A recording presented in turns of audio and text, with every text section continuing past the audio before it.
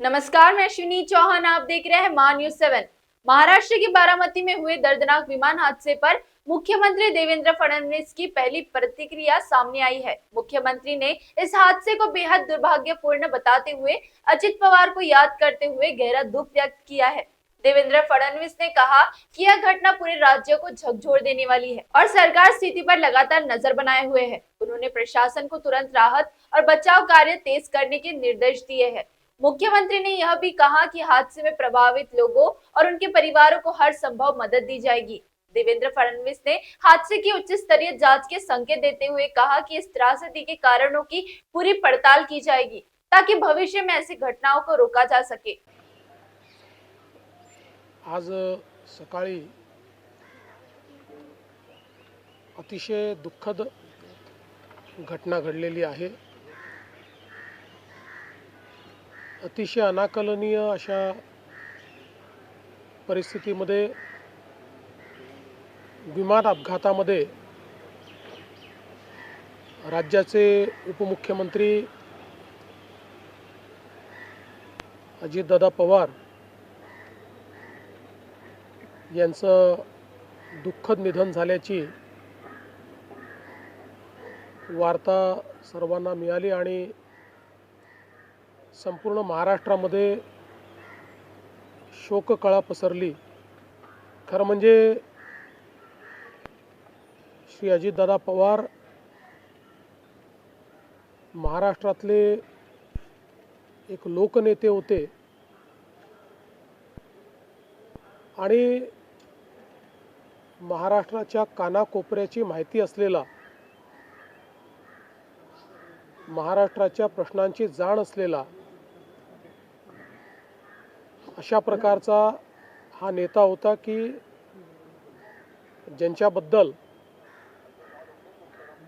जनसामान्यांमध्ये प्रचंड मोठी आस्था होती। अजितदादा एक अतिशय संघर्षशील अशा प्रकारचं नेतृत्व होतं आणि सर्व परिस्थितीमध्ये न डगमगता पुढे जाणारं अशा प्रकारचं व्यक्तिमत्व होतं। महाराष्ट्राकरता आजचा दिवस हा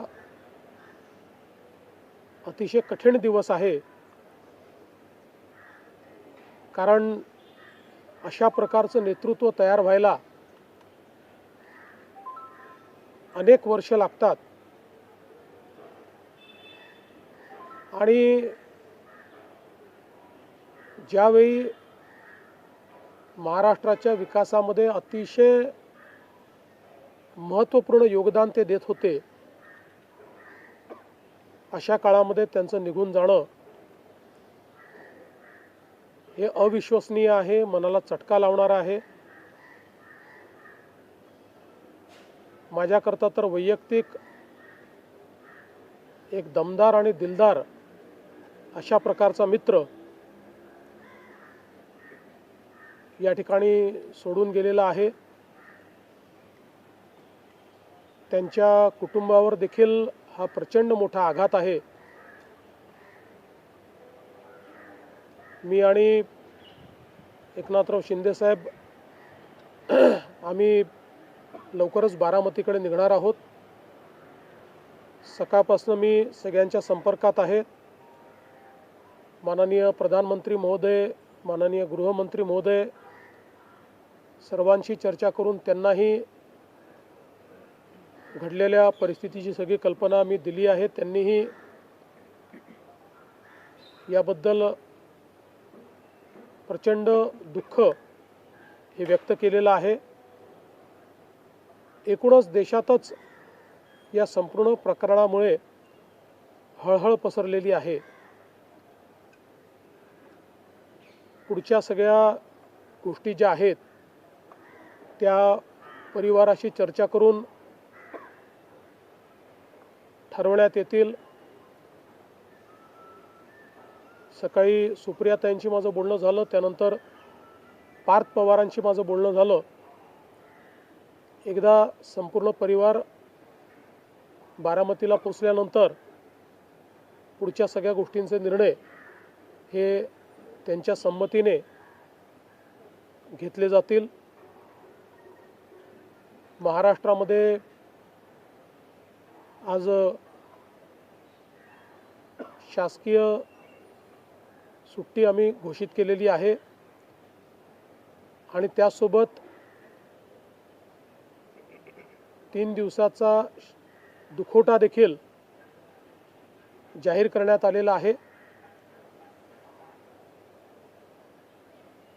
पुढच्या सगळ्या बाबींची कल्पना ही आपल्याला लवकरच देण्यात येईल. पण मला असं वाटतं की कधीही भरून न निघणारं अशा प्रकारचे नुकसान आहे. महाराष्ट्रातनं असे लोकनेते गेल्यानंतर जी पोकळी तयार होते ती भरून काढणं हे अतिशय कठीण आहे आणि निश्चितच इतक्या सोबत, इतक्या जवळून आणि इतक्या संघर्षाच्या काळात एकत्रित काम केलेलं आहे की त्यातनं खरं तर अशा गोष्टीवर विश्वास ठेवायलाच मन तयार होत नाही. तर पुढच्या ज्या काही गोष्टी जशा ठरतील तसं आपल्याला कळवण्यात येईल.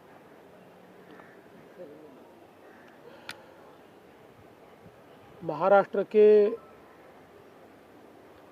उपमुख्यमंत्री और जमीन से जुड़े हुए जननेता श्रीमान अजितदादा पवार, इनका एक विमान के एक्सीडेंट में बहुत ही दुखद निधन हुआ है. इसकी वार्ता आने के बाद समूचे महाराष्ट्र में बहुत ही दुख का वातावरण तैयार हुआ है. हम सभी के लिए इस प्रकार के जननेता को खोना एक अपरिमित इस प्रकार की हानि है. व्यक्तिगत मेरे लिए वो एक बहुत ही दमदार और दिलदार इस प्रकार के मित्र थे और हम दोनों ने साथ में काफ़ी संघर्ष का काल भी देखा है और अब दृढ़ता के साथ महाराष्ट्र के विकास में जब वो योगदान दे रहे थे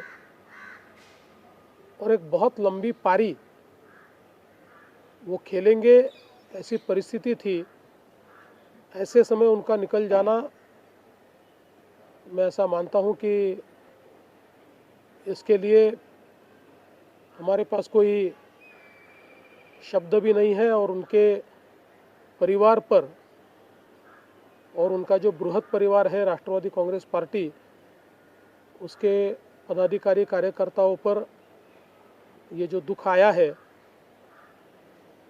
ये सहना बहुत कठिन है.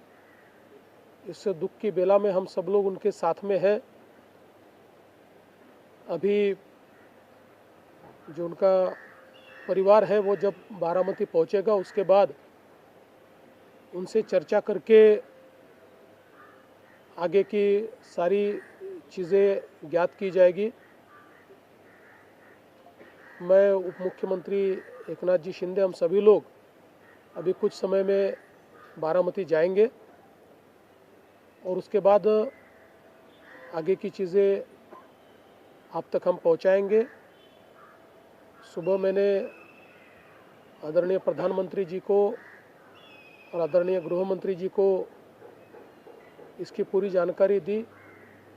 उन्होंने भी इस घटना पर बहुत दुख व्यक्त किया है. सभी लोग एक प्रकार से शॉक में हैं और अब आगे की जो भी कार्रवाई है वो जैसे तय होगी वैसे आप लोगों को बताया जाएगा. महान्यूज़ 7 के लिए ब्यूरो रिपोर्ट नागपुर.